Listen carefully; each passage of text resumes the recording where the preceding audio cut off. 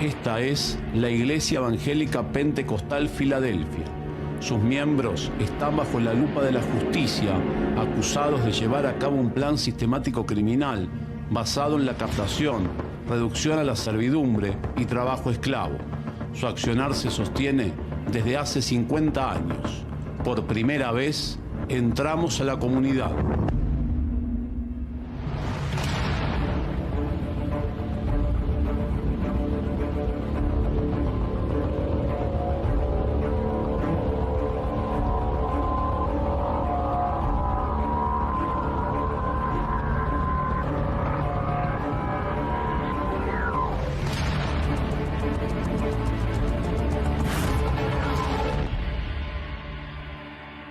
En el año 2019, este templo Filadelfia fue allanado, mes de mayo.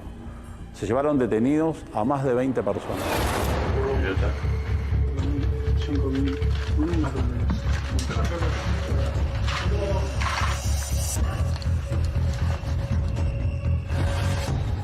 La acusación muy grave. ¿Funcionaba aquí adentro una suerte de secta religiosa? ¿Existían abusos corporales? ¿Se quedaban con la plata de los fieles? ¿Existían en este lugar castraciones corporales?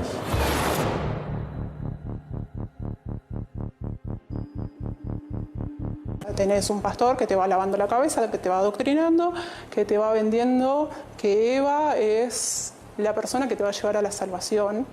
Eva Petrona Pereira es la hija de Divina Luz Pereira, la fundadora de la iglesia. Con la muerte de Divina Luz, Eva quedó como líder principal de la congregación. Eva, que es la líder suprema de toda esta organización, tenía un don específico dado por Dios, que era que Dios se manifestaba, que el Espíritu Santo se manifestaba a través de ella. Julieta Coria es la principal denunciante. Llegó a la comunidad junto a su madre y sus hermanos en el año 2001.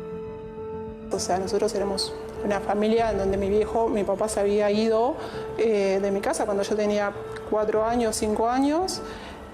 Mi mamá estaba sola, somos 7 hermanos. Y tal vez en la iglesia se encontraba una contención que no se tenía de otro lado. Los pastores y pastoras de Filadelfia convencieron a su madre de vender la casa, donar el dinero a la congregación y de ir a vivir a la comunidad. Para ir a vivir ahí te pedían que vendas tu casa y que el dinero de esa casa sea entregado a Dios. La voluntad de Dios era de esa manera, que entregues a tus hijos, que entregues tu casa, es lo que supuestamente nos iban a dar.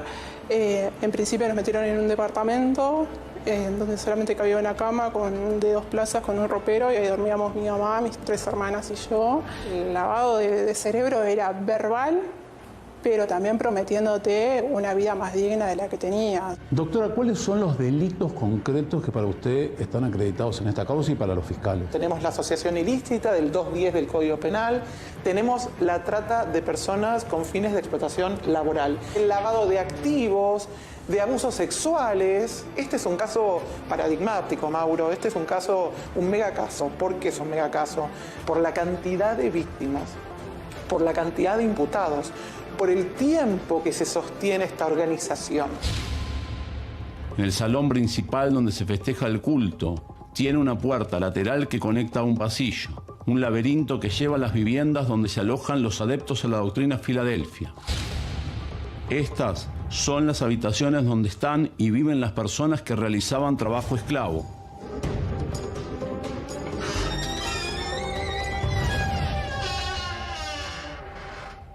Esta es la panadería, donde trabajan los fieles, sin recibir salarios.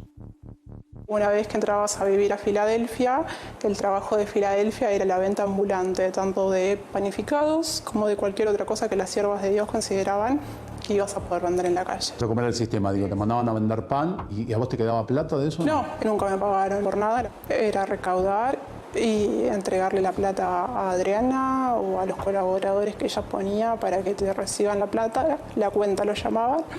Adriana Carranza, sobrina y mano derecha de Eva Pereira, funcionaba como segunda líder en la estructura jerárquica de Filadelfia. El sistema era ese, de que tu vida estaba entregada a Dios y que vos ya en Filadelfia no tenías necesidades, por ende ya está. O sea, dependías solamente de lo que Dios le hacía saber o sentir a Eva y Adriana que necesitabas. O sea, y pasabas a depender automáticamente de Eva y de Adriana.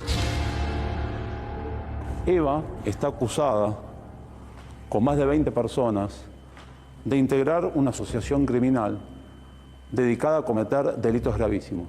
Pero toda esta gente, todos los fieles que están acá, la defienden. Filadelfia es una iglesia como cualquier otra evangélica. Una iglesia como cualquier otra, o una iglesia donde también la gente vive dentro de una comunidad. También la gente vive, gente que fue necesitada, que necesitaba y pedía poder venir. Cada familia trabajaba, sí, vendiendo pan, pero cada uno vendía para ellos y cada uno tenía su ganancia, tenía que pagar la mercadería. Parte de la acusación dice que en un momento los obligaban a ustedes a ceder su dinero y se lo quedaba él. Todo mentira, claro que no. Claro que no. ¿Delitos sexuales? No, claro que no. Cristian, ¿qué relación te une con el Templo de Filadelfia? Yo nací acá. Naciste. Sí, tengo 32 años, nací acá. Acá me crié, vive toda mi familia. ¿Tu abuela quién es? Eva. Eva. Mi abuela es Eva. La principal acusada en esta historia. Sí, la principal acusada de toda esta mentira. Es todo mentira. Yo soy el nieto y hacía lo mismo que hacían las supuestas víctimas. ¿Qué hacían? Yo trabajaba acá haciendo pan, haciendo tortas. ¿Y por qué mentirían los denunciantes? Yo creo que el principal motivo es por el dinero. ¿Alguien hizo plata con el templo? A mí no. Eva Petrona es propietaria de todas las sedes de Filadelfia en todo el país. Además del campo El Descanso en las afueras de Balcarce, antes de su detención, compró una casa en el country La Benquerencia, en San Miguel del Monte, con establos de equitación y campos de golf, valuada en $500,000. La comunidad tiene más de 3.000 fieles. La sede central está en San Justo, en la calle Centenera, al 3700, pero además tiene otras sedes en distintas ciudades del país: Mendoza, Bahía Blanca, Pontevedra, Salta, Neuquén, Tucumán. También la justicia encontró 2 de sus iglesias en Brasil y en Paraguay. ¿Y cómo fue pasando? Fue pasando durante 15 años, no es que fue de un día para el otro. 15 años, o sea, total estuviste dentro. 15 años estuve, o sea, entré con 8 años y salí con 23. Entré siendo pobre y salí siendo más pobre porque ni siquiera tenía una casa y totalmente ignorante. En los allanamientos que se hicieron en las sedes ubicadas en el país, se rescataron a 103 víctimas de trata laboral. Ramona es una de ellas.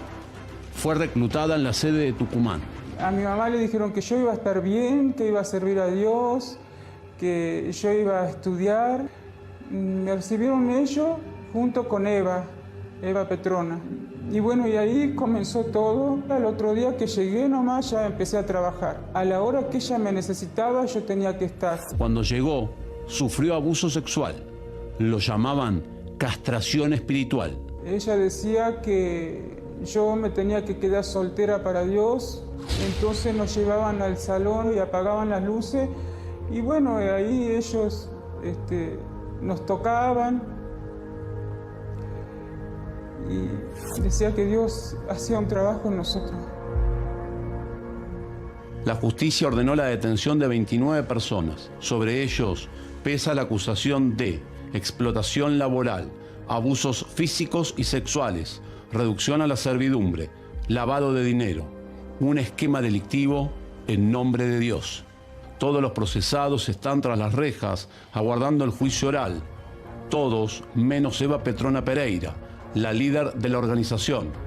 Fue beneficiada por su edad avanzada.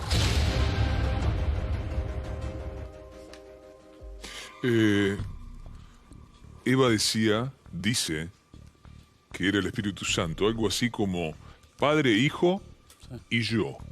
Y las reglas que se le ocurran, incluso la explotación sexual, violación, abuso.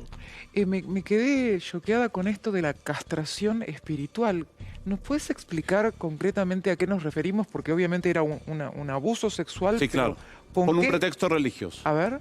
Lo explica ahí la víctima que entrevistamos en Salta. Da un relato donde cuenta cómo era esto, ¿no? En nombre de Dios, vos tenés que ser la mujer de Dios y para eso tenés que despojarte de tu sexualidad, entregarla a Dios y todo lo que te pase es en un contexto religioso, del cual Pasa no que no podés- era Pero, Dios, a ver, era un abusador pero, a ver, claro. La ponían en el templo, Sí. contó, Sí, apagaban las luces sí.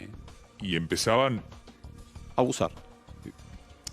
Es muy difícil explicar. La principal denunciante, 15 años, estuvo atrapada. ¿Por qué?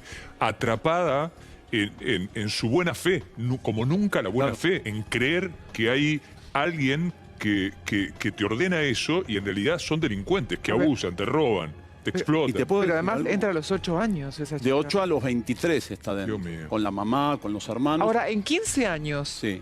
¿cómo le fue tan fácil a este templo con ser una empresa con franchising en todo el país? Bueno, viven ahí. Y tener con privación ilegítima de la libertad a una chica, Bueno, por ejemplo, ahí va a durante estar la 15 años. discusión jurídica. Escuchá lo que dice la defensa, el doctor Damián Pérez. Él dice, demostrame que aquí hubo una privación de la libertad, que la gente no podía Que mover, estaban acá porque querían. que no podían salir. Y ahí viene la decisión de la Cámara Federal de decir, pará, acá hay un lavado de cerebro Sí. que hace que por más que vos puedas caminar en la Anula tu calle, voluntad.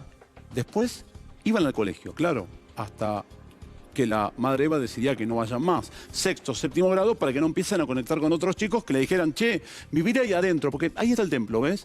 Pero adentro, bueno, arriba del templo hay una mega construcción donde una de las imputaciones que hace la justicia federal, el fiscal Santiago Marquevich, dice, los obligaban a casarse entre ellos para que no hubiese chance De que alguno conectar con saliera otra y gente. hablara. Claro, ¿había libertad ambulatoria? Va a ser la pregunta del juicio. Sí la hay. Ahora, ¿eso significa que sos libre y soberano? No, de porque decidir? no hay mental, porque ¿Entendés? estás sometido. No hay un arma de fuego, el arma está acá. No hay una pistola, el arma está acá. ¿Cuánta gente? ¿Y cómo prueban gente fue que esta sometida? anulación de la voluntad, perdón, cómo Ahí está el prueban? debate que se viene. Claro. Eso es lo más fuerte que se va a discutir acá. Lo que pasa es que tenés una Julieta que te digo, Julieta, quiero decir algo porque mucha gente dice, no, pero Julieta no llora, no es la típica víctima desgarrada. Y la verdad que la abogada y Julieta nos da una explicación que me parece coherente. Dice, ¿por qué tenemos que ver siempre víctimas que están llorando y reventadas y humilladas? Julieta decidió enfrentarlos, salió del templo y decidió ir a denunciarlos, primero en la Fiscalía de la Matanza y después en la Justicia Federal. Pero también esto va a ser, Mauro. viste que entrevistamos a la gente que está en el Pero, templo, que cree en el te iba templo a y dice, es decir, una mentirosa. ¿Siguen teniendo habilitación para No, ejercer? no están ejerciendo. Pero hay gente adentro del templo que defiende todavía. ese Familiares sistema. directos de todos los imputados que están ahí adentro y vecinos que dicen, acá nadie Y los fue fieles, obligado a y trabajar. los supuestos fieles. Están yendo. Fíjate que cuando yo hice una recorrida por el templo, acompañan día a día el templo. El tema es que el pastor está en Cana, entonces no hay misa. A Parece ver, algo de... perdón, vamos a ¿Quiénes estaban reconstruir un segundo la imagen. Sí. Cuando vos entrás al templo, Sí, caminando, planta baja. la gente que está ahí es gente que todavía cree Sí. que Eva es el Espíritu Santo. De hecho, quisieron hablar y dieron su testimonio y dijeron que no nada extraño les pasó, que ahí justamente encontraron... imagen. Ahí esta imagen.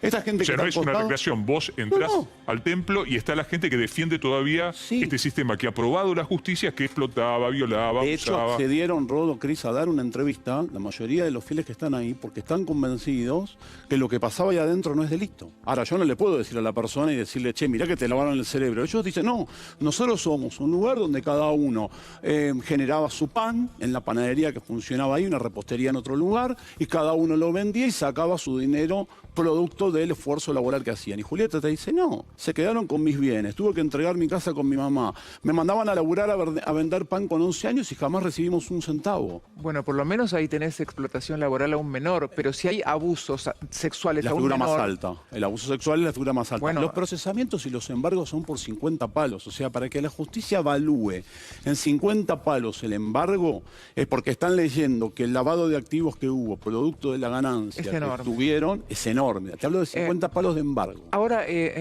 Mauro, ¿quiénes están imputados por ejecutar los abusos Bueno, sexuales? acá está claro en el procesamiento. que ¿Por son- qué está preso el pastor, digamos? Sí, tenés al pastor preso, tenés a Adriana Carranza que murió en prisión, tenés a la madre Eva con una domiciliaria. Te quiero decir algo que hizo la querella, que no es común. La querella, la doctora Barbita dijo, si me piden una domiciliaria, que se la den. porque de última que se dirima en el juicio. Ahora, mientras tanto, los fieles están ahí esperando que reabra este lugar, que no va a reabrir, básicamente porque hace 2 meses volvieron a allanar, no solamente en San Justo, sino en todo el país. Viste que yo conté que hubo allanamientos en el interior. Sí, bueno, porque la pista se profundizó al interior. Yo la conocí a Julieta hace 2 años, cuando se animó a despegar del templo.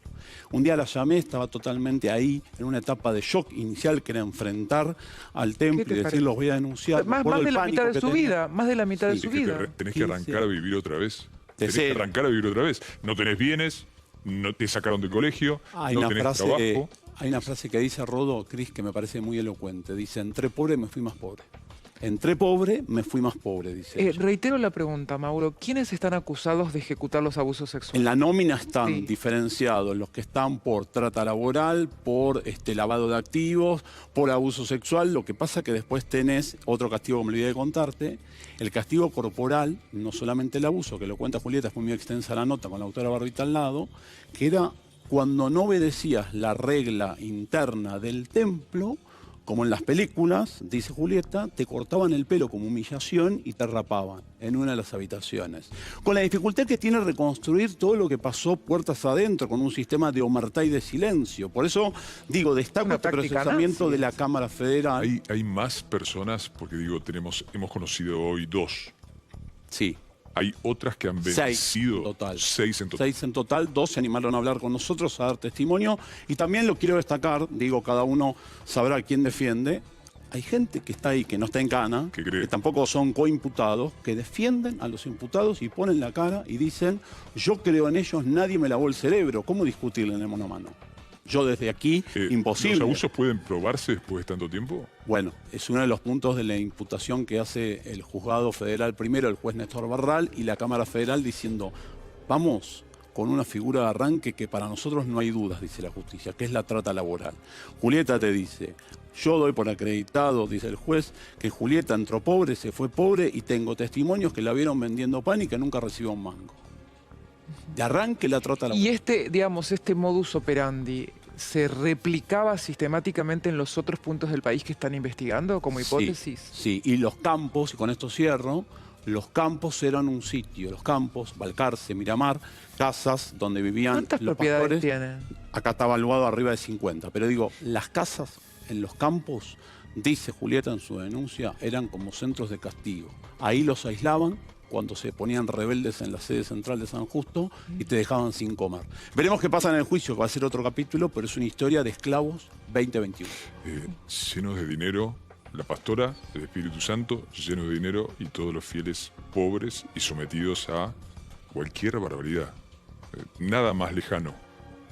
Quien cree a Dios, a la iglesia, a lo que sea que creas, nada más lejano la causa que nos acaba de traer Mauro.